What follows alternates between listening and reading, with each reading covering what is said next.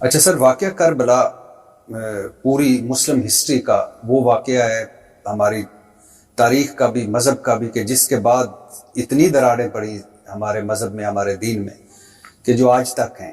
واقعہ کربلا کا اگر مختصر قدر ٹو دا پوائنٹ، ورنہ تو اس پہ کئی گھنٹوں ہم بول سکتے ہیں کہ اس کا پس منظر کیا تھا اور وہ کیا عوامل تھے کہ بات واقعہ کربلا تک پہنچ گئی۔ دیکھیں، یہ تو پورا مقدمہ ہے، اس کے اوپر اگر کسی کو شوق ہے تو وہ مولانا مودودی رحمہ اللہ کی کتاب ہے خلافت و ملوکیت، وہ پڑھیں۔ اس پہ چند لوگوں کا اعتراض تھا کہ جی اس میں کچھ تاریخی حوالے ہیں، حالانکہ زیادہ تر انہوں نے احادیث سے حوالے دیے، تو میں نے اس کی سپورٹ میں ریسرچ پیپر لکھا، 200 احادیث جمع کی، اکثر بخاری مسلم سے، واقعہ کربلا کا حقیقی پس منظر، 72 صحیح الاسناد احادیث کی روشنی میں۔ اس میں روایتیں 200 ڈالی، 72 کی نسبت شہدائے کربلا کی نسبت سے رکھی، اور تمام صحیح روایتیں اس میں جمع کی جو محدثین نے تحکیم کے ذریعے ڈکلیئر کی ہیں۔ تو وہ مقدمہ خلافت و ملوکیت کو سپورٹ کرتا ہے۔ بیسیکلی تو اوائل اسلام میں ہی 2 خاندان ایسے تھے جو مکے کے اندر ڈومیننٹ تھے۔ بنو ہاشم کے پاس تولیت تھی حرم مکہ کی، اور جو بنو امیہ تھا وہ وہاں کے کاروباری معاملات کو لے کے چلتا تھا۔ اللہ تعالیٰ نے بنو ہاشم کو چن لیا پیغمبری کے لیے، اس کی وجہ سے وہ ایک ڈومیننٹ ہو گئے۔ شروع میں لوگ ریلیکٹڈ ہوئے، بنو امیہ کے چند ایک لوگوں نے اسلام قبول کیا، جس میں ڈومیننٹ سیدنا عثمان ہے رضی اللہ تعالیٰ عنہ، لیکن میجورٹی ظاہر ہے وہ ایک ٹسل میں آ گئے۔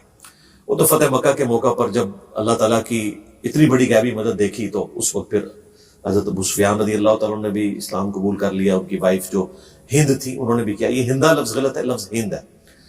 تو وہ سارا معاملہ تو وقتی طور پہ ظاہر نبوت کی وجہ سے دب گیا، لیکن ظاہر ہے ایک چیز اندر ہی اندر، ایک قبائلی تعصب، وہ چیزیں چل رہی تھی، اسلام نے اس کو کسی طریقے سے دبا دیا۔ وہ پھر شروع میں تو نکلا جب سیدنا ابوبکر صدیق رضی اللہ تعالیٰ عنہ کی خلافت کا موقع آیا، تو اس وقت سیدنا علی کو بھی مشورہ دیا حضرت ابو سفیان نے کہ یہ ایک چھوٹے قبیلے کا بندہ مسلمان خلیفہ چن رہے ہیں بنو تیم سے، اور تم بنو ہاشم ہو، ہم بنو امیہ ہیں، تو ہم ان سے خلافت چھینتے ہیں۔ تو سیدنا علی نے ایک جملہ بولا، اور یہ کسی کو برا نہ لگے، یہ صرف تاریخ میں رپورٹ نہیں ہوا بلکہ پیر میر علی شاہ صاحب نے باقاعدہ اس کو کوٹ کیا اپنی کتاب تصفیہ ما بین سنی و شیعہ، کتاب ہے ان کی مشہور، وہ سب کے نزدیک ایک ریسپیکٹیبل پرسنالٹی ہیں، گولڈا شی والے۔ وہ کتاب بڑی پازیٹیو لکھی ہے انہوں نے، اس میں انہوں نے اس واقعے کا ذکر کیا ہے، اور بیسیکلی انہوں نے سنیت کا مقدمہ شیعہ کی عدالت میں رکھا ہے کہ دیکھیں اہل سنت سیدنا علی کو کیا رسپیکٹ دیتے ہیں۔ تو سیدنا علی نے حضرت ابوبکر کی خلافت کے خلاف کوئی اقدام نہیں کیا، ابو سفیان کا مشورہ نہیں مانا، بلکہ انہوں نے کہا کہ جب تو کافر تھا اس وقت بھی اسلام دشمنی کر رہا تھا، اور اب مسلمان ہو کے بھی اسلام دشمنی کر رہے ہیں، مسلمان ایگری کر چکے ہیں، میں اسی کو کنٹینیو کروں گا۔ اور بخاری مسلم میں آتا ہے 6 مہینے کے بعد انہوں نے بیعت بھی کر لی الحمدللہ۔ اس وقت تو معاملہ یہ سیٹل ہو گیا، پھر اس طرح سلسلہ چلتا رہا۔ اصل مسئلہ ہوا ہے سیدنا عثمان رضی اللہ تعالیٰ عنہ کے دور خلافت میں، جب ان کے چند ایک جو نوخیز، جن کو ہمارے وہ منصور بھائی کہتے ہیں لونڈے لپاڑے، چھوٹی عمر کے جو بچے تھے، تالیف قلب کے لیے ان کو گورنری کے عہدے سیدنا عثمان نے دیے بنو امیہ کے لوگوں کو۔ بدنیتی نہیں تھی پیچھے، چاہتے تھے کہ چلو ان کو بھی تھوڑا سا ہم اپریشیٹ کریں اس حوالے سے کہ وہ اسلام قبول کیا۔ تو وہ اتنے ایکسپیرینس لوگ نہیں تھے، سیدنا عمر جیسی مینجمنٹ نہیں تھی سیدنا عثمان کی۔ تو بس وہاں سے معاملات پھر بگڑنے شروع ہوئے۔ صحیح بخاری میں آتا ہے لوگ شکایتیں لے کے حضرت علی کے پاس آتے تھے کہ ان گورنروں کو سمجھائیں، مال غنیمت میں خرد برد کرتے ہیں۔ پھر سیدنا عثمان کو بھی وہ سمجھاتے تھے۔ الٹیمیٹلی رعایا سیدنا عثمان کے خلاف ہوئی اور ان کی مظلومانہ شہادت ہوئی۔ بیسیکلی یہ آپ سمجھ لیں ایک بہت بڑی دراڑ یہاں سے سٹارٹ ہوئی۔ اس سے پہلے سٹارٹ ہوئی جو سیدنا عمر کی شہادت تھی، کیونکہ بخاری مسلم میں حدیث ہے کہ میری امت اور فتنوں کے درمیان ایک دروازہ ہے، جب اس دروازے کو توڑ دیا جائے گا تو امت پہ فتنے ٹوٹ پڑیں گے۔ جیسے ڈیم کا دروازہ ٹوٹتا ہے تو پانی آ جاتا ہے، اور وہ دروازہ عمر ہے۔ ہمارے استاد ڈاکٹر سراج صاحب رحمہ اللہ تعالیٰ، چونکہ ان کی اس فیلڈ میں ایکسپرٹیز نہیں تھی، تو وہ سیدنا عثمان کی شہادت سے سٹارٹ کرتے تھے۔ تو میں نے ان کو ریبٹل کیا تھا کہ نہیں، نبی علیہ السلام نے اسے سیدنا عمر کی شہادت سے سٹارٹ کیا۔ اس کے پیچھے ریزن یہ ہے کہ سیدنا عمر کی مینجمنٹ بڑی مضبوط تھی۔ سیدنا عثمان 72 ایئرس کی ایج میں خلیفہ بنائے گئے، اور ایک ایجڈ بندہ، پھر ان کی طبیعت کی نرمی، اور پھر اس سے بڑھ کر مروان بن حکم اور اس کا والد جن کو نبی علیہ السلام نے مدینہ بدر کیا تھا، وہ ان کو لے آئے اور اپنی بیٹی کا رشتہ بھی کر دیا۔ وہ پریکٹیکلی آپ سمجھ لیں اس نے ساری وہ حکومت سنبھالی ہوئی تھی۔ اوپر سیدنا عثمان رضی اللہ تعالیٰ عنہ کی خلافت کی موروں کو وہ مس یوز کرتا تھا، اس کی وجہ سے پھر عوام خلاف ہونا شروع ہوئی. سیدنا عثمان پھر ڈسیزن کرتے تھے اور لوگوں کی ریمیڈیز کرتے تھے. بخاری مسلم میں کئی ایک احادیث اس حوالے سے رپورٹ ہوئی ہیں, میں نے ریسرچ پیپر میں نقل کی ہیں. یہ جو کہتے ہیں عبداللہ ابن سبا نے مت مار دی, عبداللہ ابن سبا ہزاروں صحابہ کو اس طریقے سے ڈیویٹ کروا سکتا تھا جو نبی اسلام کی تربیت یافتہ تھے. بیسیکلی صحابہ اور تابعین میں کچھ لوگ تھے جو سیدنا عثمان کی پالیسی سے اختلاف رکھتے تھے, لیکن وہ اختلاف اس نوعیت تک گیا کہ بیچ میں چند شرارتی لوگ تھے جنہوں نے ان کو شہید کیا. تو سیدنا عمر کی شہادت سے معاملہ شروع ہوا, سیدنا عثمان کی شہادت کے اوپر دراڑ اور کھل گئی, اور اب سیدنا علی پیچھے بچے تھے کیونکہ 6 رکنی کمیٹی جو بخاری مسلم میں آتا ہے اس میں آخر میں ٹائی میں 2 بندے رہ گئے تھے. اب سیدنا علی ایک ایسی پرسنالٹی تھے جن پہ حضرت عثمان کے مخالفین بھی ایگری کرتے تھے اور عثمان رضی اللہ تعالیٰ عنہ کے چاہنے والے بھی, اور انہوں نے کہا کہ آپ خلافت سنبھالیں. انہوں نے کہا میں خلافت سنبھالوں گا تو لوگ قتل عثمان میرے متھے مار دیں گے, تو میں خلافت قبول نہیں کروں گا. لوگوں نے کہا کہ آپ کے سوا اس مسئلے کو کوئی سنبھال نہیں سکتا. تو پھر انہوں نے کہا کہ پھر میں مسجد نبوی میں بیٹھوں گا, جس نے اختلاف کرنا ہے ابھی کرو, بعد میں پھر مجھ سے کوئی اختلاف نہ کرے. یا تو میں گوشہ نشینی کی زندگی اختیار کروں گا یا پھر میں عدل و انصاف سے کام لوں گا.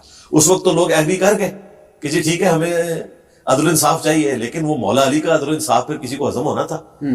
تو اس ٹائم تو سب نے بیعت کر لی. سیدنا علی نے پہلا ایگزیکٹو آرڈر یہ جاری کیا کہ عثمان رضی اللہ تعالیٰ عنہ کے سارے گورنر معزول کیے جاتے ہیں, جن کی وجہ سے سیدنا عثمان کی شہادت ہوئی.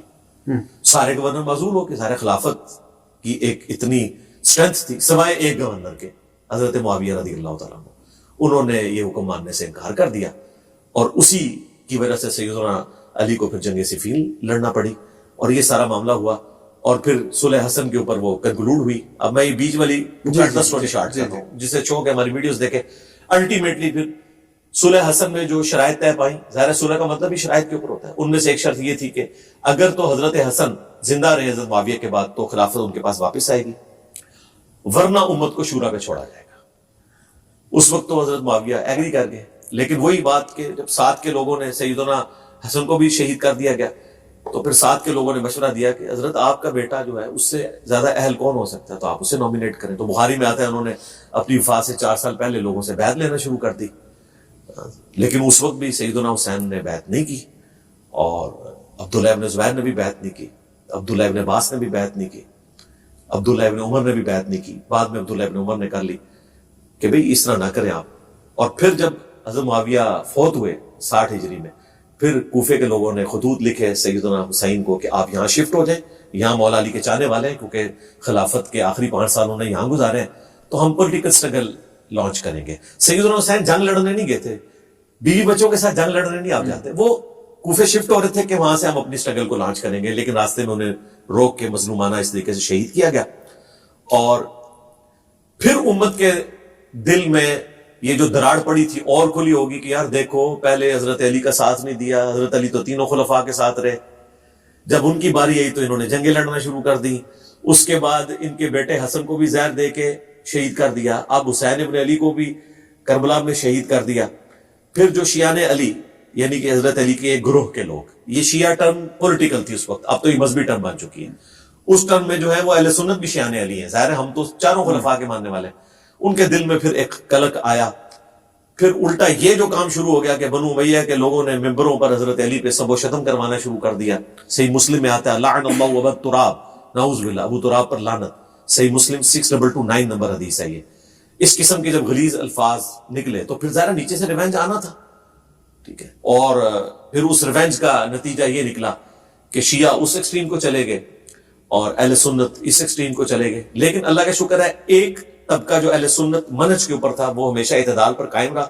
اس کا ثبوت یہ ہے کہ جب عمر بن عبدالعزیز 99 ہجری میں خلیفہ بنے اور وہ بنو امیہ سے ہضم نہیں ہوئے, حالانکہ ان کے خلیفہ تھے, حساتی طور پہ بنے, 101 ہجری میں ان کو زہر دے کے قتل کر دیا. 38 سال عمر تھی, میری 47 ایئرز ہے, یعنی مجھ سے بھی وہ آلموسٹ 9-10 سال چھوٹے تھے, تو دنیا سے چلے گئے پوری دنیا کے اوپر اثر چھوڑ کے. انہوں نے آتے ہی بنو امیہ کے سارے حکم ریورس کیے, زمینیں واپس کی. ایون فدق کا جو معاملہ تھا سیدنا ابوبکر کا ڈیسیژن بھی چینج کر کے وہ آل فاطمہ کے حوالے کر دیا اور اسلام کے پہلے مجدد قرار پائے. اسی لیے امام جعفر صادق رضی اللہ تعالیٰ عنہ کہا کرتے تھے کہ اس امت میں اگر مہدی کے مرتبے کو کوئی شخص پہنچ سکتا ہے تو وہ عمر بن عبدالعزیز ہے. اتنی ان کی رسپیکٹ. وہ پہلے اسلام کے مجدد ہیں. وہ ابو داؤد میں حدیث ہے صدی کے کنارے پہ مجدد آئے گا. تو 99 ہجری میں بنے, 101 ہجری میں ان کو شہید کیا گیا. انہوں نے آ کے اہل سنت کا قبلہ بالکل درست کر دیا. سیدنا علی پہ 60 سال سے جو سب و شتم تھا وہ ختم کروایا, وہ پھر دوبارہ نہیں ہو سکا. اللہ کا شکر ہے عمر بن عبدالعزیز وہ واحد مجدد ہیں جنہیں سنی اور شیعہ دونوں پہلی صدی کا مجدد مانتے ہیں. یہ ایک مجدد ہے جس پہ امت متفق ہے, اور آخری مجدد امام مہدی ہوں گے. بیچ میں اختلاف ہے, سنیوں کے اندر بھی اختلاف ہے, لیکن پہلا اور آخری سب کے درمیان جو ہے ایگریڈ اپان ہے. یہ میں نے آپ کو ساری ہسٹری اس لیے بتائی کہ اللہ کا شکر ہے اہل سنت کو میں بہتر اس لیے سمجھتا ہوں کہ انہوں نے غلو کا راستہ اختیار نہیں کیا, اس اعتبار سے کہ انہوں نے اہل بیت کے ساتھ بغض کا اظہار نہیں کیا اہل سنت کے محدثین نے. باقی جو ہمارے اندر ناسبی گھسے ہوئے ہیں ان سے تو ہم اعلان برات کرتے ہیں. یعنی ہمارے ائمہ محدثین نے ہمیشہ حضرت علی کے فضائل, اہل بیت کے فضائل اتنے شد و مت سے بیان کیے کہ آپ دیکھیں بخاری مسلم میں آپ کو حضرت علی کے, حضرت حسین کے, سیدہ فاطمہ کے فضائل ملیں گے, علیہ السلام ملے گا. اتنے پروٹوکول کے ساتھ, ہو سکتا ہے آپ نے اس قسم کے کوشچنز بھی لکھے ہوئے ہوں تو میں اس کو موقع کے اوپر ایڈریس کر دوں گا. بہرحال اہل سنت کا ہمارے درمیان میں, ہم روافض سے بھی بری ہیں جو صحابہ کرام پہ سب و شتم کرتے ہیں, ہم نواسب سے بھی بری ہیں جو کہ اہل بیت کے ساتھ بغض رکھتے ہیں. اچھا, فضائل صحابہ اس کتاب میں ہے امام احمد بن حنبل کہ میری وجہ سے 2 فرقے دوزخ میں جائیں گے, ایک میری محبت میں غلو کر کے, ایک میری دشمنی میں غلو کر کے, اور دوسرا میری وجہ سے 2 فرقے گمراہ ہوں گے, ایک میری محبت میں غلو کر کے اور ایک میری دشمنی میں غلو کر کے.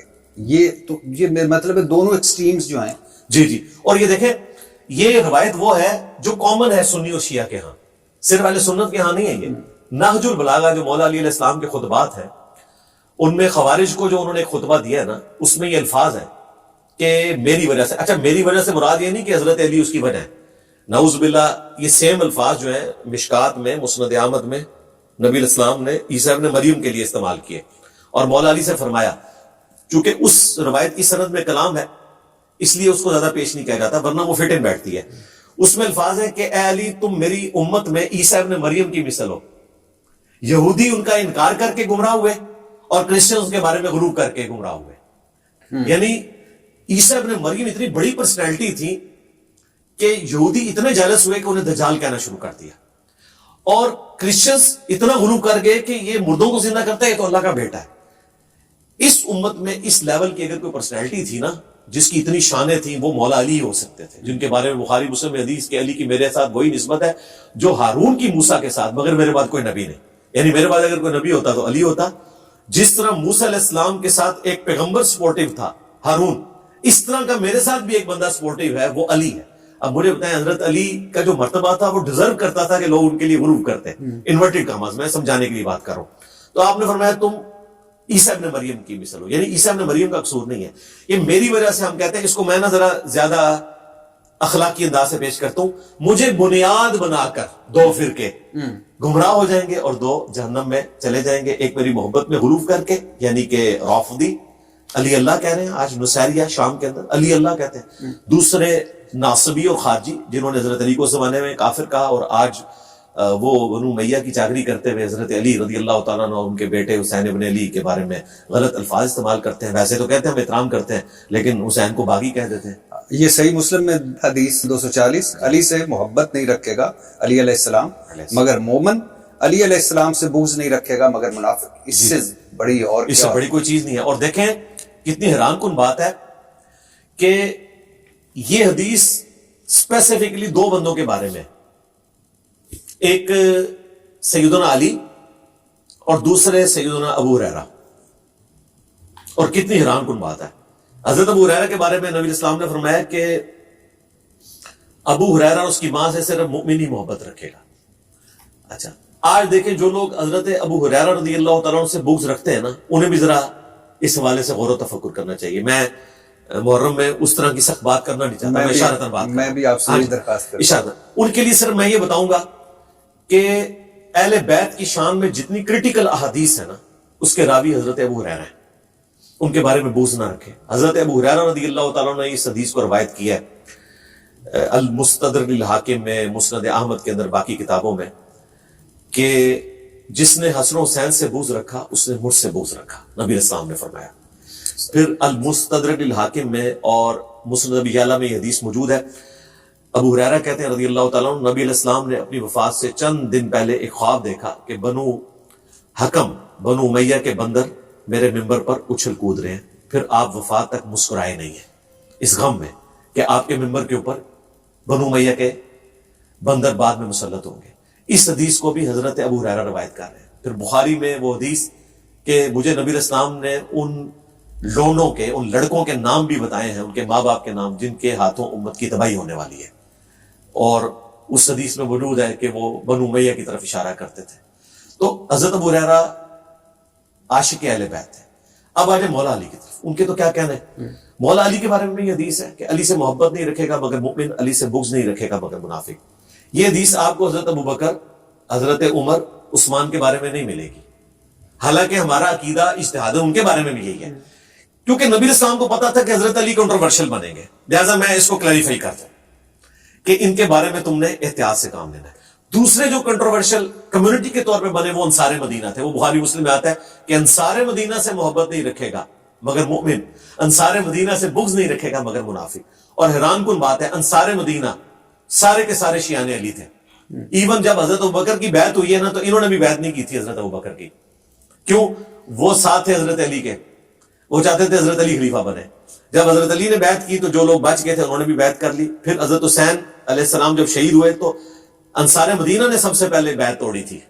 تو انصار مدینہ ہمیشہ شیعان علی رہے، اور نبی اسلام نے ان کے بارے میں فرمایا، بخاری مسلم میں حدیث ہے، انصار میں اپنی وفات کے بعد بارش کے قطروں کی طرح تمہارے اوپر فتنے گرتے ہوئے دیکھ رہا ہوں، میرے پاس صبر کرنا یہاں تک کہ حوض کوثر پہ مجھے آ کے ملنا، میرے بعد اور لوگوں کو تم پر ترجیح دی جائے گی، حالانکہ تم نے اسلام کو مضبوطی دی لیکن ترجیح اور لوگوں کو دی جائے گی، تم نے صبر کرنا ہے، حوض کوثر پہ مجھے آ کے ملنا ہے، وہاں پہ انشاءاللہ تعالیٰ اللہ تعالیٰ تمہیں بدلا دے گا۔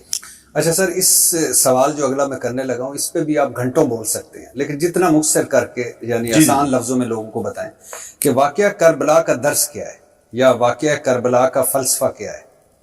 واقعہ کربلا کا فلسفہ ایک لائن میں یہ ہے کہ آپ نے یہ نہیں دیکھنا کہ پاپولر کون ہے، کس کے ساتھ حکومت ہے، آپ نے سچائی کے ساتھ کھڑے ہونا ہے، چاہے آپ مختصر جماعت ہیں۔ دیکھیں، سیدنا حسن ابن علی کی صلح کے بعد شیعان علی کے اوپر ظلم ہوئے، حجر ابن علی کو قتل کیا گیا، اس سرزمین میں قتل کیا گیا جو حضرت عمر کے دور میں انہوں نے فتح کی ہوئی تھی، اور ڈیمانڈ کی گئی کہ یا تو حضرت علی پہ لعنت کرو، ادروائز یہاں پہ تمہاری قبر کھودے گی۔ انہوں نے کہا پوری زندگی علی سے عشق کیا ہے، موت سامنے دیکھ کے میں جو وہ ان پہ لعنت کروں اور مجھے میرے خون آلود کپڑوں میں دفنانا، میں پولیس رات پہ اسی طریقے سے حاکم وقت کے ساتھ، یہ میں آپ کے کیمرے کی پالیسی کی وجہ سے کہہ رہا ہوں، لوگوں کو پتہ چل جائے گا میں حاکم وقت کسے کہہ رہا ہوں، پولیس رات پہ میں اس کا گریبان پکڑوں گا۔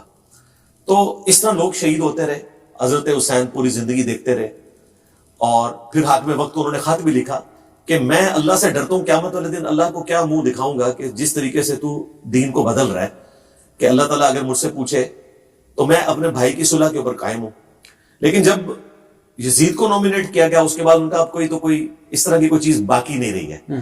اس وقت تلوار کے زور کی وجہ سے لوگوں نے بیعت کر لی، اور وہ بھی ذرا ایک ایمان کا کمزور درجہ ہے کہ جان بچانے کے لیے صحیح مسلم میں ہے کہ آپ جو ہے وہ برائی کو دل میں برا جانے، تو یہ کمزور ایمان کا درجہ ہے۔ سب سے افضل ہے ہاتھ سے روکنا، اس کے بعد زبان، اور دل میں برا جاننا، یہ تیسرے نمبر پہ۔ اب حسین ابن علی چونکہ خاندان نبوت سے تھے، آپ حیران کن بات دیکھیں، صرف حسین علیہ السلام نے بیعت نہیں کی، عبداللہ ابن زبیر نے نہیں کی، عبداللہ ابن عباس تو بنو ہاشم سے تھے، وہ تو ان کے ساتھ ہی تھے، پوری رعایا نے بیعت کر لی ہے۔ دو بندے یا دو خاندان نہیں کر رہے نا، تو کمپرومائز کرو۔ لیکن یزید نے کہا جب تک یہ بیعت نہیں کرتے نا میری حکومت لیجیٹمائز نہیں ہوگی، کیونکہ خاندان نبوت ایکسیپٹ کرے نا۔ حسین ابن علی نے اس کو ایکسیپٹ نہیں کیا، اور اپنے خون سے اختلافی نوٹ لکھا۔ ہمارے استاد مولانا اسحاق صاحب رحمہ اللہ کہا کرتے تھے کہ حسین ابن علی نے اپنے خون سے اختلافی نوٹ لکھا ہے کہ بے شک باقی سارے ایک طرف ہیں لیکن میں اختلافی نوٹ لکھوں، اور میں کوئی عام بندہ نہیں ہوں، جب میں مظلومانہ اس طریقے سے قتل کیا جاؤں گا تو پھر دنیا قیامت تک کے لیے یاد رکھے گی کہ خاندان نبوت نے جو پولیٹیکل انجینئرنگ کی گئی اور ریلیجن کو اور پالیٹکس کو الگ کیا گیا اور ایک خاندان کی حکومت مسلط کی گئی، اس کو خاندان نبوت نے ایکسیپٹ نہیں کیا۔ تو آج تک دیکھیں ایون حسین علیہ السلام کے جو مخالفین بھی ہیں نا، جب ان پہ بھی مشکل وقت آتا ہے نا تو وہ حسین علیہ السلام کو کوٹ کرتے ہیں۔ آپ یہاں پہ دیکھ لیں، میں یہاں پہ میں نام لینا بھی ضروری سمجھتا ہوں کیونکہ میں پازیٹیو بات کر رہا ہوں۔ ہمارے جو محبوب لیڈر ہیں مولانا فضل الرحمان صاحب حافظہ اللہ تعالی، جب وہ عمران خان صاحب کے دور میں دھرنا لے کے آئے تو اس وقت انہوں نے کہا یہ حسین علیہ السلام کی سنت ہے یزید کے خلاف کھڑے ہونا، اور انہوں نے اپنے اس دھرنے کو کربلا سے تشبیہ دی اور حاکم وقت کو یزید سے تشبیہ دی اور حسین علیہ السلام استعمال کیا، حالانکہ دیوبندی تو علیہ السلام یوز ہی نہیں کرتے. تو جب ان پہ مشکل وقت آتا ہے تو یہ حسین علیہ السلام بھی یوز کرتے ہیں، کربلا کو بھی یوز کرتے ہیں. ایون یہ داعش شیعہ کا قتل عام کیا، لیکن ان کے کچھ لوگ میرے پاس بھی آئے، بعد میں ڈکلیئر ہوا کہ یہ وہ لوگ تھے. یہ میں 7-8 سال پرانی بات کر رہا ہوں. ان کے جو اس وقت کے خلیفہ تھے ابو بکر بغدادی صاحب، تو وہ بھی حسین علیہ السلام کی بات کرتے تھے. تو حسین علیہ السلام ہمیشہ لوگ کوٹ کرتے ہیں اپنے مقاصد. آج کل بھی آپ دیکھتے ہیں پولیٹیکل لیڈرز ایک دوسرے کے لیے جی یہ حسین ہے، یہ یزیدی حکومت ہے، اور جب وہ دوبارہ حکومت میں آئیں گے تو وہ پھر یزید بن جائیں گے، دوسرے پھر حسین بن جائیں گے. وہی یہ سارا سلسلہ. اس لیے میں کہتا ہوں یار پاکستان کے پالیٹکس سے نا حسین علیہ السلام کو لادا رکھے. میں پروٹیسٹ کرتا ہوں جو بھی اس ٹرم کو یوز کرتے ہیں یزید حسین کی ٹرم نہ یوز کریں. نہ آپ حسین ہیں اور نہ آپ کے مخالفین یزید ہیں، ان سب کے اپنے پولیٹیکل ایجنڈے. تو حسین ابن علی نے اختلافی نوٹ لکھا کہ چاہے دنیا ایک طرف کھڑی ہو، آپ نے سچائی کے لیے کھڑے ہونا ہے اور قربانی دینی ہے. یہ ہے شہادت کا فلسفہ. اور جو درس ہے کہ اس مشکل وقت میں بھی حسین ابن علی نے نماز نہیں چھوڑی. یہاں پہ ہم حسین ابن علی کے لیے آنسو بھی بہا لیں، کالے کپڑے بھی پہن لیں اور ان کے لیے اپنی عقیدت کا اظہار بھی کریں مختلف انداز کے اندر، لیکن جب نماز کی باری آئے تو کوئی کہ جی میرے کپڑے ناپاک ہیں. اور یہاں پہ بھی ہم دیکھتے ہیں، مجھے بڑا دکھ ہوتا ہے کہ میں تو اس حق میں ہوں کہ آرگنائز طریقے سے پروٹیسٹ، جلسے جلوس ہونے چاہیے، سڑکوں کے اوپر نہیں، گراؤنڈز کے اندر ہوں تاکہ ٹریفک بلاک نہ ہو، چاہے وہ میلاد کے ہوں محرم کے ہوں. لیکن جب نماز کی باری آتی ہے تو میجورٹی لوگ کہتے ہیں ہمارے کپڑے ناپاک ہیں. پاک لوگوں کے ماننے والے نماز کے وقت ان کے کپڑے ناپاک ہیں، اس کا مطلب ہے کہ آپ ناپاکی کی حالت میں اس پروٹیسٹ اور جلوس میں حصہ لے رہے ہیں. تو آپ حسین علیہ السلام کے مشن پہ کہاں سے آئے؟ جب ظہرین کا وقت آتا ہے تو سب لوگوں کو پھر نماز پڑھنی چاہیے ظہر اثر وہاں، یہ نہیں ہونا چاہیے. ہاں اس طرح میلاد کے جلسوں میں بھی میں خود چونکہ بریلی مکتب سے میرا بلٹ اپ ہوا ہے، وہاں پہ بھی ہم دیکھتے ہیں جیسے ہی وہ ظہر کی اذان ہوتی ہے جلوس کے اندر 5000 لوگ ہیں اور مسجد میں 50 بھی نہیں ہوتے.